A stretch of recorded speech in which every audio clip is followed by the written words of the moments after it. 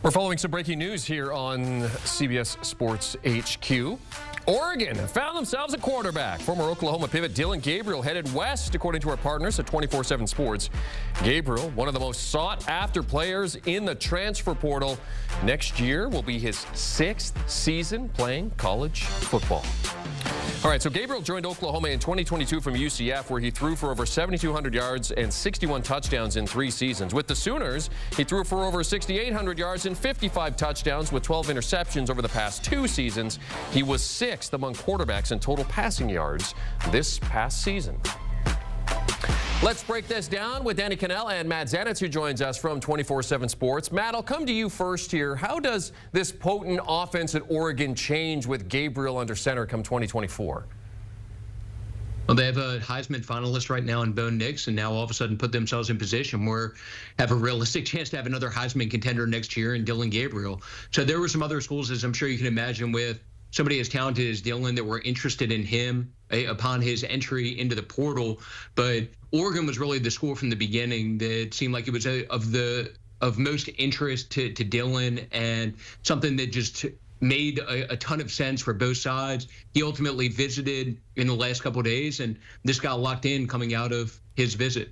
Matt, I totally agree. I think it's a great fit from both sides. I think it's a great fit, a choice that Dillon Gabriel made. You're going to a system that fits your skill set. And for Oregon, going from one transfer quarterback to the next, I think you're going to get a very similar skill set. I think you're going to get a leader who comes just like Bo Nix led both on the field and off the field. And the one question mark, which really I might have had before this season, was Dillon Gabriel. Does he have the same rushing prowess that Bo Nix did? Well, we saw him rush for over 100 yards in the game against Texas. We saw this version that we hadn't seen prior. So I think he's plug in instantly, and you don't see much drop off. And then the other thing that I love, this is a very efficient system. We saw Bo Nix, almost break the record, still could, I guess, in the bowl game if he gets it back above 78%.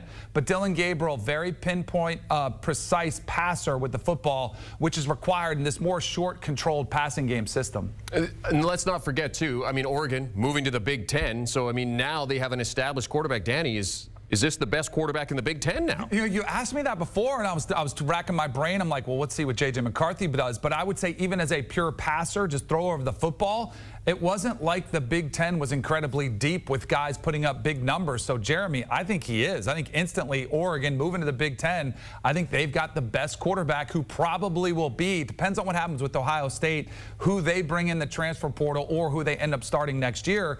I think preseason next year, he'll be the preseason pick of Big Ten Player of the Year.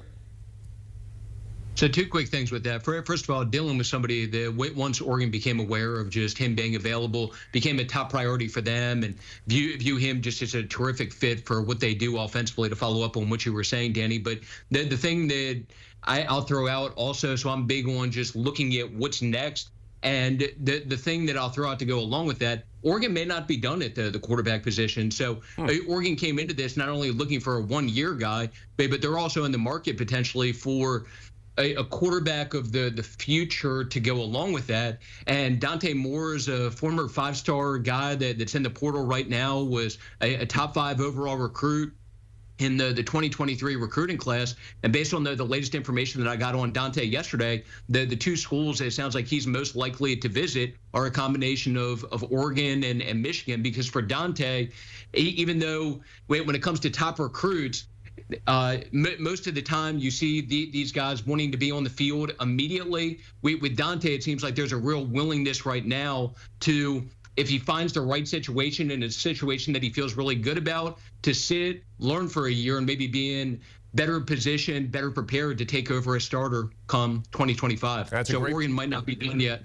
Yeah, and that's a great point, Matt, because they're only going to get 1 year out of Gabriel as he goes into his 6th college football season. Matt Zenitz from 24/7 Sports and Danny Cannell breaking down Dillon Gabriel's move to Oregon and the Big Ten. And for more on Gabriel's move, head over to 24/7 Sports. Matt has an article up there on it. Check out 24/7 for all your portal and recruiting news. You can find them over at 247sports.com.